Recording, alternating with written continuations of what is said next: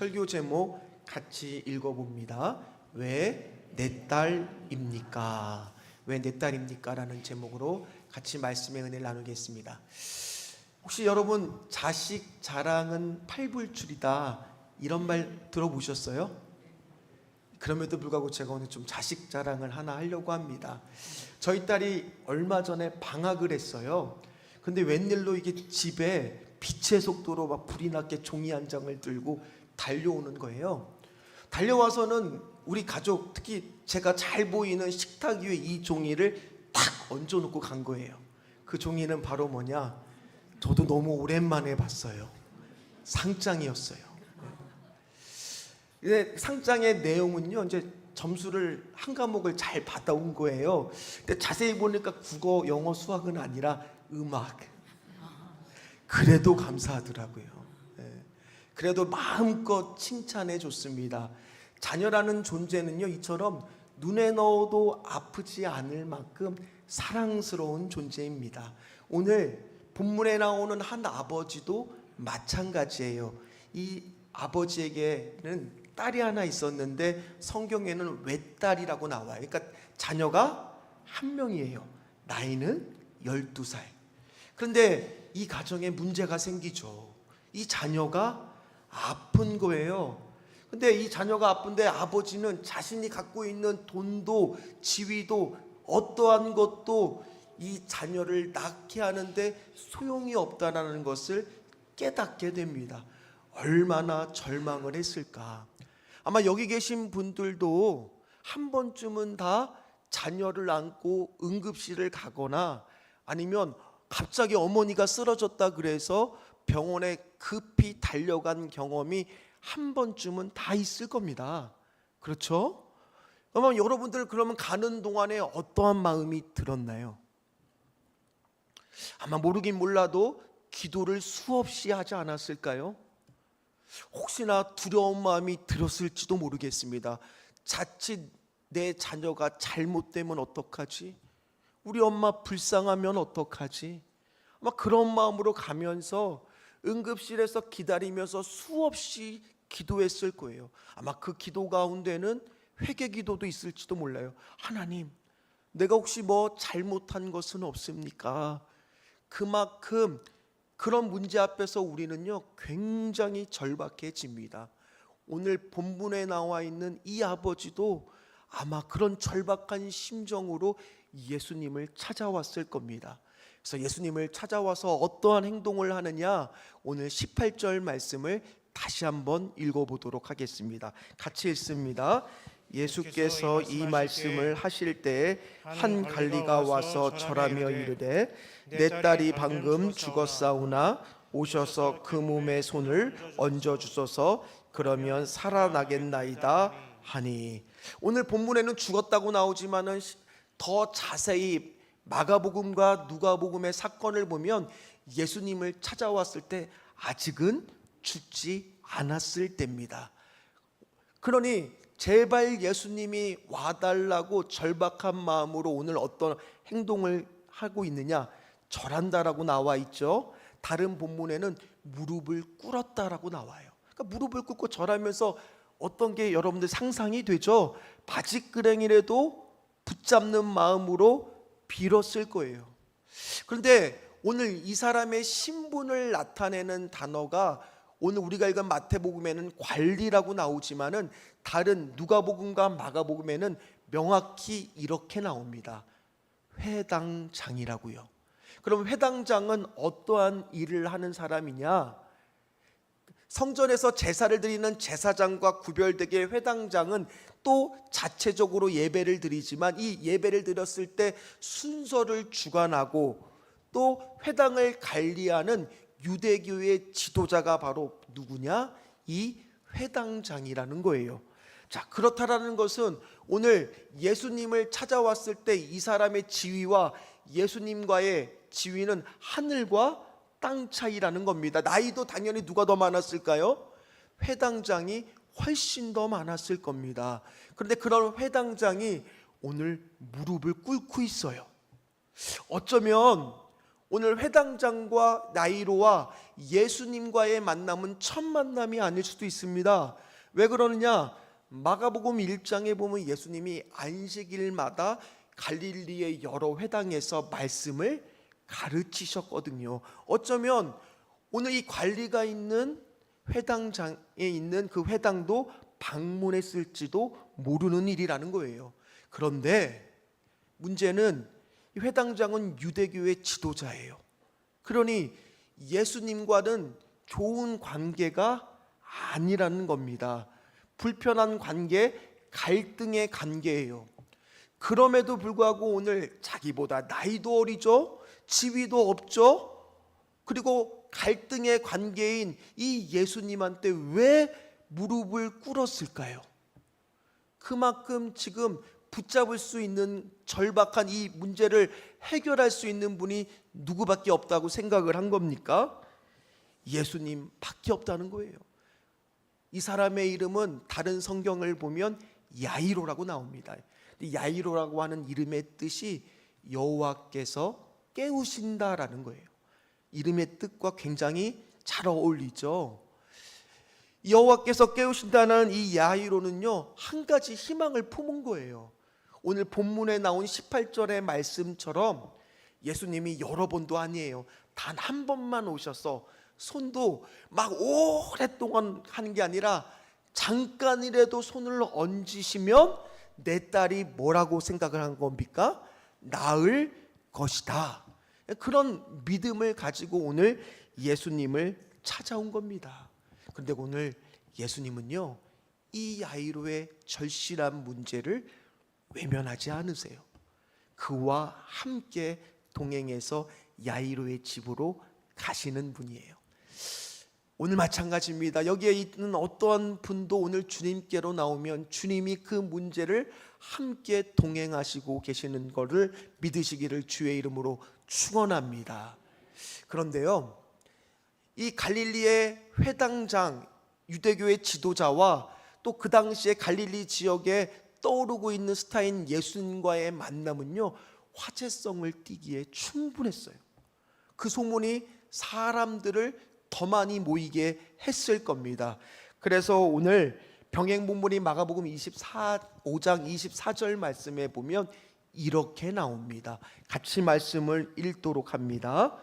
이와 그와 함께 가실새 큰 무리가 따라가며 애워싸 밀더라. 아마 여러분들 TV에서 한 번쯤은 보셨을 거예요. 연예인들 가면은 막 팬들이 몰려들었을 때 막 주변의 경호원들이 팬들을 다 뭐하고 있어요? 막잖아요. 오늘 광경이 그거예요. 예수님의 제자들이 마치 경호원처럼 사람들이 오는데 막 그거를 다 이리저리 밀면서 예수님이 야이로의 집으로 가게끔 도와주고 있었을 거예요. 그러니 걸음은 빠를 수가 없었을 거예요. 그리고 막 사람들이 그저 예수님 한번 붙잡으려고, 예수님 한번 옷에 손 한번 대보려고 막 접촉하고 접근하고 있었을 겁니다. 그러는 가운데 오늘 한 가지의 중간에 일이 생깁니다. 그 일은 뭐냐? 갑자기 예수님이 걸음을 멈추시는 거예요. 그러면서 하시는 말씀이 누가 내 옷에 손을 대었느냐는 거예요. 알고 보니까 한 여인이 예수님 몸에 손을 얹고 병 고침을 얻은 거예요. 그러면서 그 여인과 예수님이 대화를 나누시는 겁니다. 자, 지금 이 순간 웃지 못하고 있는 한 사람이 있습니다. 그 사람은 누굴까요? 야이로겠죠. 한시가 급하잖아요. 한번 여러분 생각해 보세요. 응급실에 환자가 2명이 들어옵니다. 한 명은 12살 된 소년인데 이제 곧 죽을 것 같아요. 한 명은요, 만성질환 환자예요. 혈류증이 당장 죽을 병은 아니잖아요. 그런데 의사가 만성질환 환자를 보고 있다고 생각해 보십시오. 이쪽에 있는 부모들은 속에 뭐가 나요? 천불이 날 일이잖아요. 화가 날 일이잖아요. 아니 지금 상황이 급한데 어떻게 예수님은 이렇게 느긋하실까? 진짜 총각을 다투고 있는 환자는 내 딸인데 왜 예수님은 여기에 걸음을 멈추고 계실까? 아니, 여기 계신 분들도 지금 내 문제가 급한데 타인의 문제가 내 문제 앞에 끼었다라고 한번 생각해 보십시오. 여러분들이라면 가만히 있겠습니까?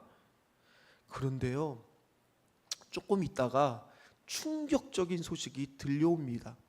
그 소식은 바로 뭐냐?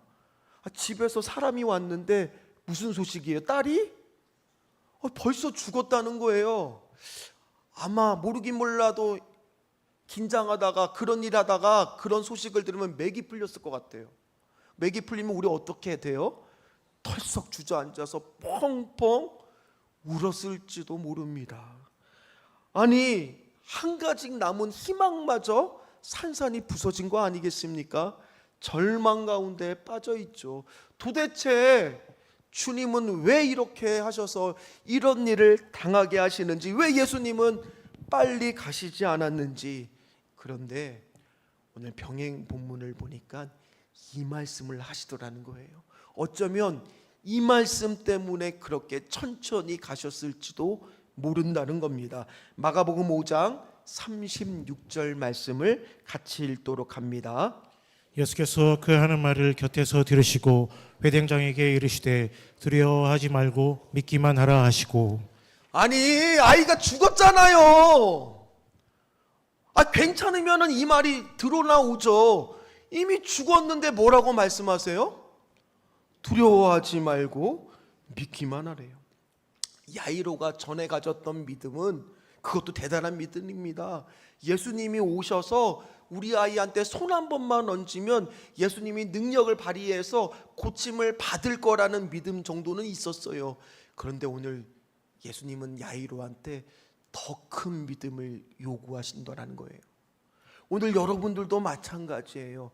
나는 내 계획과 내 생각에는 이 정도의 믿음만 있으면 될 거라고 생각하고 주님 앞에 나왔는데 주님은 여러분들한테 더 큰 믿음을 요구하신다면 여러분들은 어떻게 하시겠습니까? 야이로와 제자들이 보았을 때는요, 예수님이 진작에 와서 우리 딸을 고쳐주지 않은 거는 예수님의 실수인 거지, 지금 이게 무슨 말인지 납득이 안 됐을 겁니다. 그런데 이 당시에도 예수님이 죽은 자를 살리신 적이 없거든요. 그러니 이미 끝났다고 생각하는 야이로와 제자들이 모르고 있는 사실 한 가지가 있는 거예요. 그건 뭐냐? 병들어 있는 딸아이를 고치는 거나 죽은 이 아이를 일으켜 세우는 거나 예수님한테는 동일한 일이라는 거예요. 왜요? 예수님이 어떠한 분이세요? 죽음의 권세를 이기신 분이기 때문에 그분한테는 이것은 다 동일한 일이라는 거예요. 그래서 이제 야이로가 선택할 수 있는 건 두 가지 중에 하나예요. 그저 이제 끝났으니까 예수님을 돌려보내거나 아니면 예수님이 앞장서서 가시니 아이고 모르겠다, 이제 예수님한테 모든 거를 믿고 맡겨봐야 되겠다. 둘 중에 하나를 이제 선택해야 되는 거예요. 여러분이라면 어떤 것을 선택하시겠습니까? 두려워하지 말고 믿기만 하라. 차라리 가는 도중에 걱정하지 마, 내가 가면 살려줄 거야, 내가 다 계획이 있어, 이렇게 좀 친절하게 말씀이라도 해주면 가는 걸음이 힘이 났을 거예요. 근데 그런 말씀도 없으세요. 그저 뭐라고요? 두려워하지 말고 믿기만 하래요. 이게 도대체 무슨 말씀입니까? 오늘 야이로에게 어떠한 믿음을 요구하고 계십니까? 오늘 저와 여러분들에게도 어떠한 믿음을 요구하고 계십니까? 드디어 예수님의 일행이 야이로의 집에 도착을 합니다. 23절, 24절 말씀을 같이 읽습니다.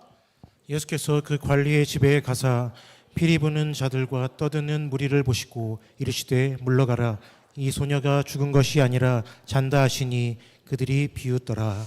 벌써 사람들은 야속하게도요 장례식을 준비하고 있었어요. 그 당시에 장례식은요 피리 부는 사람도 불러야 되고 곡하는 사람도 불러야 돼요. 벌써 다 준비하고 있는데 예수님은 오셔서 이번에는 하시는 말씀이 뭐예요? 죽은 것이 아니라 잔다는 거예요. 그걸 듣고 사람들의 반응은 다 비웃는 거예요. 벌써 죽었는데, 벌써 다 끝난 건데 이게 무슨 말이냐. 오늘도 여러분들의 신앙에 대해서 많은 믿지 않는 사람들은 비웃을 겁니다. 이성적으로 합리적으로 생각해 보라는 거예요. 그러나 믿음이라는 것은요, 이성과 합리를 뛰어넘는 부분이 있는 겁니다. 특별히 이성과 합리적으로 생각하는 사람들은요, 이런 절박한 문제 앞에 결국 그들이 할 수 있는 일은 그냥 손을 놔버리는 거예요. 포기하는 것뿐입니다. 예수님을 모르니까 찾지도 않는 겁니다. 그런데 오늘 그렇게 비웃는 사람들을요, 예수님은 다 어떻게 하셨느냐? 밖으로 내보내셨어요. 이게 중요합니다. 예수님의 능력을 볼 수 있는 사람들은요, 그거를 믿는 사람들이라는 거예요. 오늘 믿지 않는 사람들은 오늘 그 현장에서 내보내는 게 아니라 오늘 말씀은 내쫓김을 당하고 있는 거예요. 그리고 거기에는 야이로와 그의 아내, 그리고 베드로, 요한, 야고보 이렇게 제자들만 같이 갑니다. 그리고 그 소녀에게 다가가 그 아이의 손을 잡고 이렇게 말씀하십니다. 마가복음 5장 41절 말씀입니다. 그 아이의 손을 잡고 이르시되 달리다굼 하시니 번역하면 곧 내가 내게 말하노니 소녀야 일어나라 하심이라. 아멘. 달리다굼 많이 들어보셨죠? 원래 달리다굼이 두 가지의 단어가 합성된 거예요.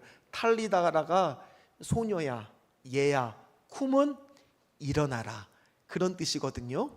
그런데 지금 이것이 그냥 특별할 때 쓰이는 단어가 아니라 그 당시에 진짜 아이를 깨울 때, 그러니까 예수님이 진짜 지금 그 아이를 뭐처럼 대하고 있는 거예요? 자고 있는 것처럼 대하는 거예요. 우리도 그렇잖아요. 애들 아침에 깨울 때 아이 일어나, 8시야, 아침 먹고 학교 가야지. 물론 한국 사회에서의 부모님들은 보통 이렇게 아이를 깨우지 않죠. 안 일어나? 어디 예배 시간에 졸고 있어? 좋은 사람 아무도 없어요. 그냥 한마디예요. 그렇게 보통 깨우잖아요. 내가 어제 늦게까지 그 핸드폰 볼 때부터 알아봤어. 근데 이 용어는 그렇게 강하게 키우는 게 아니라 진짜 일상에서 사랑스러운 마음으로 자녀를 깨울 때 쓰는 말이 이 달리다굼이에요. 오늘 이 말씀이 굉장히 중요한 게, 오늘 죽은 것 같은 이 한 가정의 문제를 예수님은 어떻게 바꾸고 있느냐, 마치 일상에 자는 것과 같은 문제로 바꾸시고 계신다라는 거예요. 오늘도 이 안에 오랫동안 응답받지 못하는 기도 제목 가운데 굉장히 힘들어하는 분이 있을지도 모릅니다. 또는 암투병 중인 성도들, 그 밖에 여러 가지 문제 때문에 힘들어하는 고난의 터널을 지나는 것 같은 성도들이 있을지도 모릅니다. 그런데 오늘 그런 문제를 주님 앞으로 가지고 나오면 예수님은 어떠한 문제로 바꾸시는 분이에요? 아무리 어려운 죽을 것 같은 문제도 일상의 자는 문제처럼 바꾸실 수 있는 분이라는 거예요. 오늘 그 사실을 믿으시기를 주의 이름으로 축원합니다. 여러분들은 어떠한 예수님을 믿고 있습니까? 어떠한 예수님을 오늘도 경험하고 있습니까? 제가 지난주에 새롭게 하소서에 이런 간증을 하나 보았습니다. 그 간증은요, 김예랑이라고 하는 성도예요. 너무 아프고 더웠지만 이제는 그리운 그의 여름이라는 제목이 붙어 있었어요. 물론 저기에는 우리 아이 천국 가게 해주세요. 저 이유가 있습니다. 이 가정에는요 3명의 자녀가 있었대요. 그 중에 둘째가 2015년생이라고 하는 려원이라고 하는 딸입니다. 그런데 이제 셋째 아이를 출산하고 나면 산후조리원에 들어가잖아요. 산후조리원에서 몸조리를 하고 있는데 어느 날 전화가 한 통 온 거예요. 뭐냐, 둘째 려원이가 다니는 어린이집에서 아이가 경기를 일으킨다고 연락이 온 겁니다. 그러니까 산후조리도 못하고 퇴원을 해서 가보니까, 그리고 병원으로 가보니까 뭐냐, 이 아이가 뇌전증에 걸린 거예요. 뇌전증 아십니까? 간질이라고 하죠. 보통은 하루에도 수십 번씩 경기를 일으키는데 한 번 그럴 때마다 온몸에 땀이 적시고 심지어 엄마 아빠를 몰라볼 정도로 애가 아파하는 거예요. 그리고 몸이 마비되다 보니까 이대로 그냥 두면은 이 전신이 죽을 수도 있기 때문에 독한 약을 먹이기 시작했다라는 겁니다.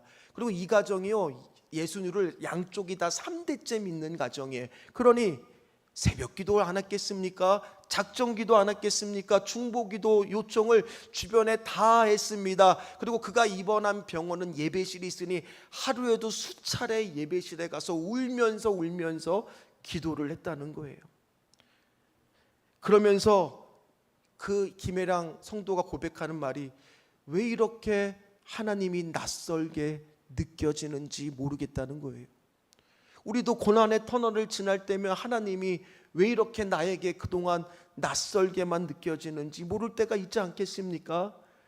그러면서 결론은 뭐냐, 이 가정이 그렇게 결론을 내린 적이 있어요. 하나님은 없다, 나는 기도도 뭐고 다 안 하겠다 하고 예배당을 박차고 나왔다는 거예요.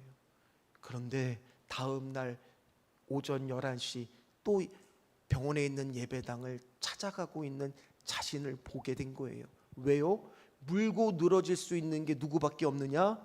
하나님밖에 없는 거예요. 그렇게 기도하고 있는데 하나님이 어떠한 감동을 주시느냐? 이런 감동을 주시더라는 거예요. 왜 너는 내 딸만 위해서만 기도하니? 그러고 나서 병실을 가보는데 그동안 안 보이던 그 병실에 다른 환자들이 보이기 시작하더라는 거예요. 그 병실에는 총 5명의 같은 병을 걸린 사람들이 입원해 있었던 거예요. 그래서 려원이를 데리고 휠체어를 끌고 그 병실을 돌면서 그 5명을 다 일일이 모였냐. 그 안에는 불교 신자도 있었어요. 물론 기독교인도 있었지만 아닌 사람들도 있었습니다. 그러나 다 이 가정이 우리가 기도해 드릴게요. 그랬더니 한 명도 거절 없이 다 기도를 받아라는 거예요. 자신의 그런 사명을 발견하고 있는데 기적적으로 입원한 지 80일 만에 경기가 멈춥니다. 그리고 퇴원을 하게 됩니다. 그런데 의사가 하는 말이 곧 다시 올 겁니다. 그때 너무 힘들지 말고 여기로 오십시오. 그렇게 말하더라는 거예요. 이게 무슨 말인가? 그러면서 퇴원을 하면서 그 병실에 온 사람들끼리 울면서 나오면서 한 가지 풀리지 않는 이 사람의 김혜랑 성도의 마음속에 의문점이 있었다는 거예요. 뭐냐? 왜 우리 려원이만 낫게 해주셨을까? 그렇게 1년 반의 세월이 지납니다. 근데 그 병이 다시 생긴 거예요. 이전보다 더 심하게 생긴 거예요. 다시 병원에 입원을 합니다. 그리고 검사를 하는데 의사가 하는 말이 드디어 원인을 찾았대요. 이제 뇌를 열고 수술을 하면 된다는 거예요. 그런데 문제는 뭐냐? 그 수술을 하는데 그 부위를 떼야 되는데 조금 더 넓게 떼다 보니까 운동신경을 건드린다는 거예요. 둘 중에 하나를 선택하라는 겁니다. 평생 경기를 일으킨 채로 살 것인가, 아니면 평생 휠체어를 타면서 살 것인가. 오늘 야이로의 가정과 똑같죠. 죽은 것 같은, 이게 좀 될 것 같았는데 무너지는 것 같은 또 마음을 주시는 거예요. 그래도 어떻게 합니까? 선택을 합니다. 수술하기로요. 수술이 마쳤습니다. 그 가정은 변함없이 그 예배당을 찾아갑니다. 똑같은 그 예배당의 구도인데, 이제 영상을 볼 거니까 그 좀 조명을 꺼주시기를 바랍니다. 의사는 분명히 걷지 못할 거라고 말했습니다. 자, 한번 보십시오. 그 영상입니다. 그로부터 일주일 뒤에 뛰더라고요.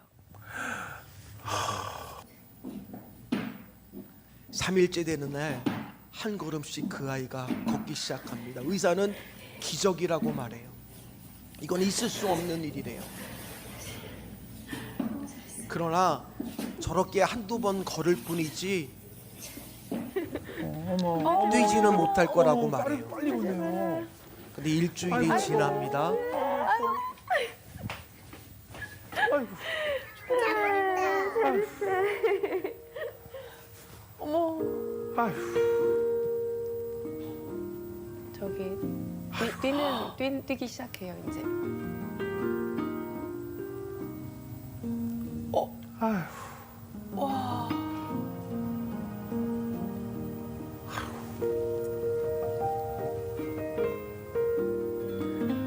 뛰어.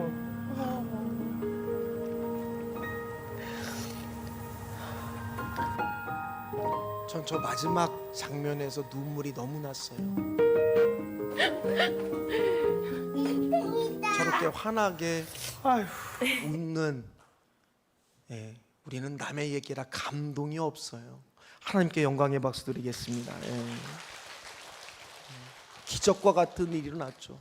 그런데 그저 그냥 병이 낫고 끝났다라 그러면 그게 우리하고 무슨 상관이 있겠습니까? 이 가정이요, 아까 영상의 썸네일의 제목이 천국 가게 해주세요. 저 깨달았어요. 뭐를 깨달았느냐? 그 가족들 기도해 줄 때 병이 낫게 해달라고만 기도했는데 거기 가서 간증을 합니다. 병이 낫게 하는 게 중요한 게 아니라 우리 아이 천국 가게 해달라고 기도해야 되는 거라고. 그거를 간증하기 시작하고, 그 안에 있던 다른 사람들은 병이 낫지 않았는데도 불구하고 불교 신자였던 사람도 염주를 버리고 십자가 목걸이를 하면서 예수를 믿기로 작정을 하게 됩니다. 저 가정은 앞으로 계속적으로 그 일에 쓰임 받기를 결단을 했고요. 그리고 이제 려원이는 약만 먹으면 될 정도로 많이 좋아졌다라고 합니다. 사랑하는 성도 여러분, 오늘 야이로의 한 가정에 병이 낫는 기적을 베푼 하나님을 제가 단순하게 말하려고 하는 것이 아닙니다. 오늘 병을 고치고 나서 말씀하시는 이 예수님의 모습을 보세요. 저는 이 예수님의 모습이 너무 좋아요. 43절 말씀을 한번 읽도록 합니다. 같이 읽습니다. 예수께서 이 일을 아무도 알지 못하게 하라고 그들을 많이 경계하시고 이에 소녀에게 먹을 것을 주라 하시니라. 기적을 베풀었다고 사람들한테 널리 알리고 그것들을 증거하라는 것이 아니라 평범한 일상으로 돌아가게 해주시는 하나님. 오늘도 고난의 터널을 지나고 계시는 분들이 이 안에 있을지도 모릅니다. 그분들에게는 일상이 너무너무 어렵잖아요. 그런데 오늘 주님은 너가 만든 것도 중요하지만 구원받는 그 사람이 되는 게 더 중요함을 말씀해 주시면서 우리로 하여금 일상을 살아가게끔 열어주시고 도와주시는 그 예수님이 저는 너무너무 좋습니다. 여러분들에게도 예수님은 어떠한 분이십니까? 아마 오늘 여기 가운데 있어도 고난의 여정과 터널을 지나고 있는 분도 있을 것이고요, 그것을 이미 통과한 분도 있을 거고, 지금껏 고난이 없었다면 오늘 앞으로 고난이 올지도 모르겠습니다.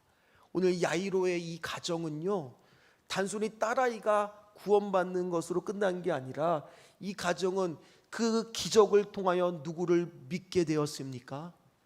예수님을 믿게 되었어요.